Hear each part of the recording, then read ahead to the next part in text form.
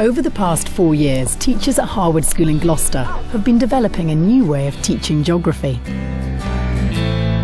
got room perhaps the postbox.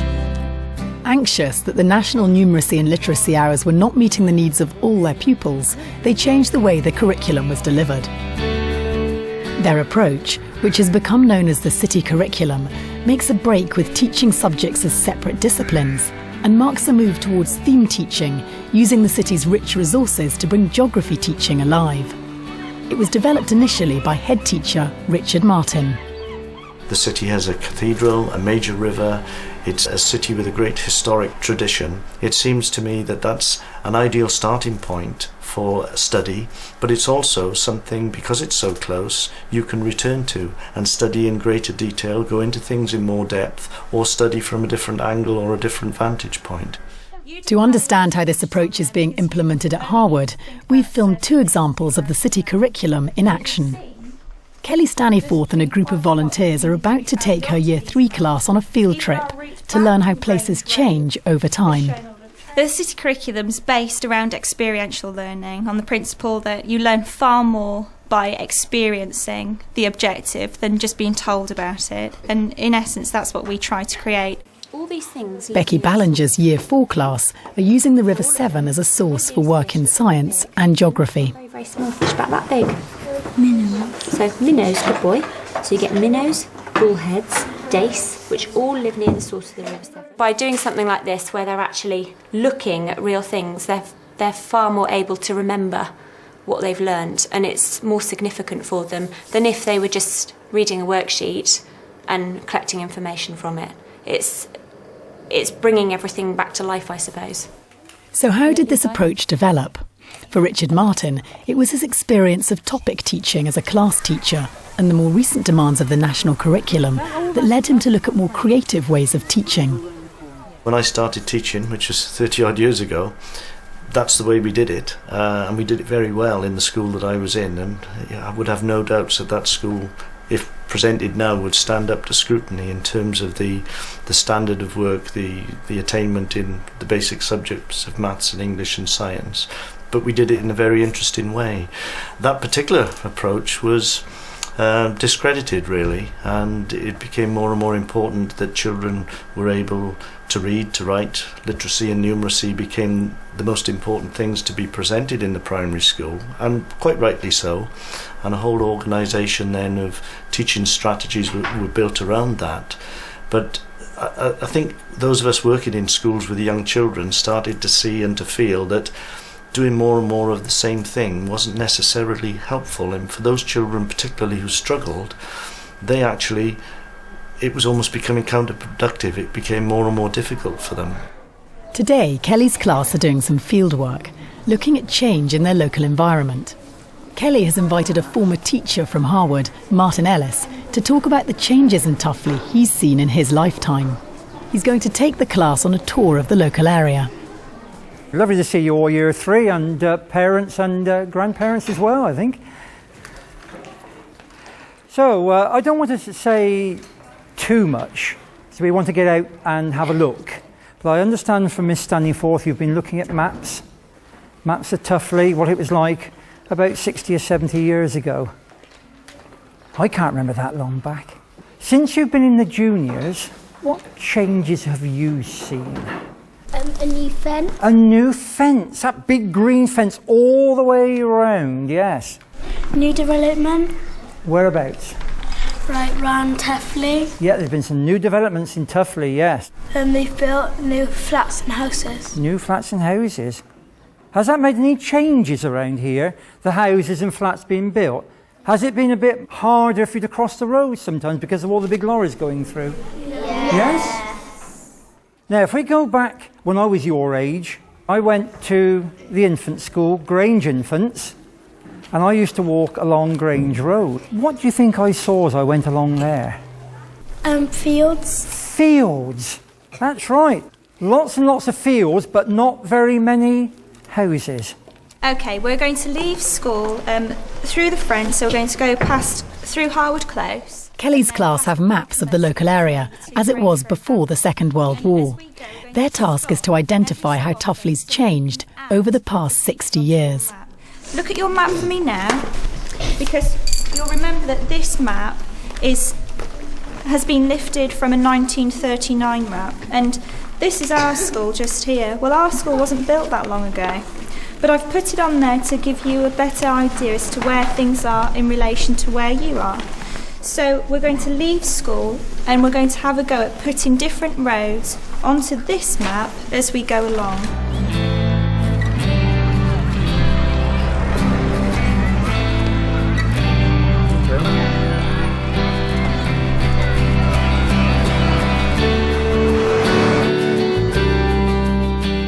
We're using the local area to enhance what we have to actually cover in the curriculum anyway. So we've picked things to complement our topics, and we plan visits and use the resources that are local to it, especially in geography, where a lot of it is to do with map work and change. And of course that links in with the science of environmental issues. On the map, on the little bit coming down from the school, I would like you to mark in Harwood Close. And it's not just local landmarks, but also local knowledge that can help bring teaching alive.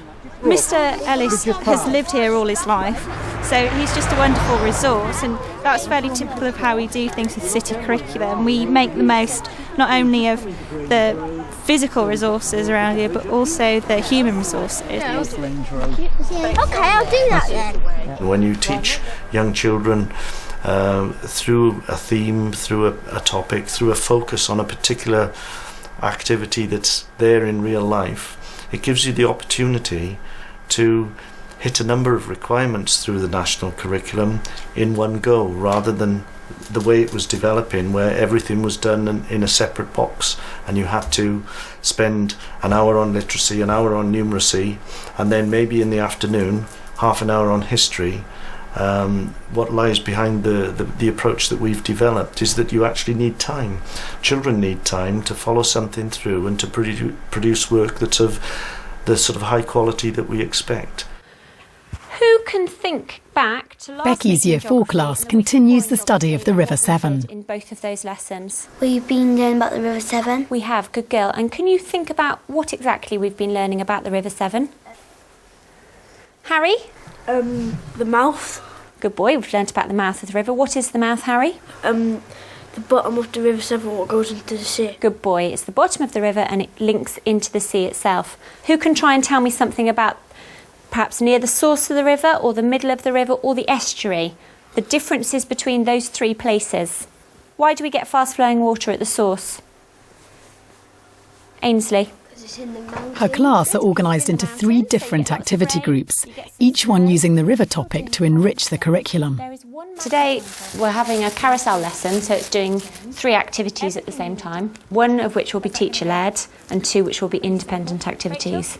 I'm going to be looking at, first of all, art, because for some children that's the area that they really shine in. And our art is all to do with the river and the fish in the river. They're going to be looking at the tiny marks on the fish, and they're going to be trying to replicate those onto paper using a different selection of pencils. The very heart of the city curriculum is to offer to young people first-hand experiences which basically attract their interest, make them go, wow, make them want to find out about things, and also to give them the opportunity to use the arts, to use dance, to use drama, to explore the world around them. Children learn in a variety of ways. They don't all learn in the same way, and some children can learn very effectively in a classroom situation where the teacher is teaching them, but not all children learn effectively like that. Can you have a look, see what's opposite to us now? Can you see the house here?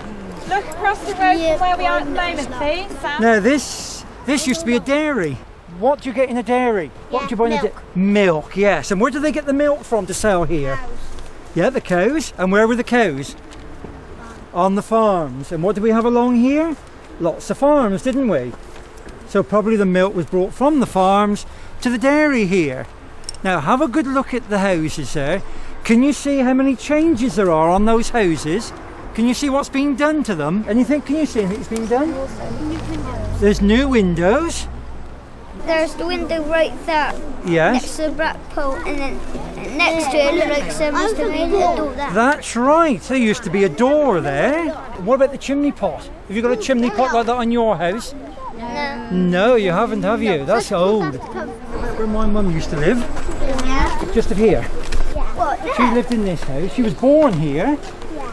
By doing a trip and actually going out and looking at places, it helps the children to access the activity regardless of their ability and their skills. So many skills are included, and the actual experience allows them to take far more away with them in terms of their understanding than they would have otherwise done in a classroom situation if they were merely looking at textbooks, for example. The main study is obviously about geography, but other subjects will come into discussion and into the planning. The teacher obviously will plan for those things to happen. For example, there'll be quite a significant element of science in the work, because obviously fish live in the river.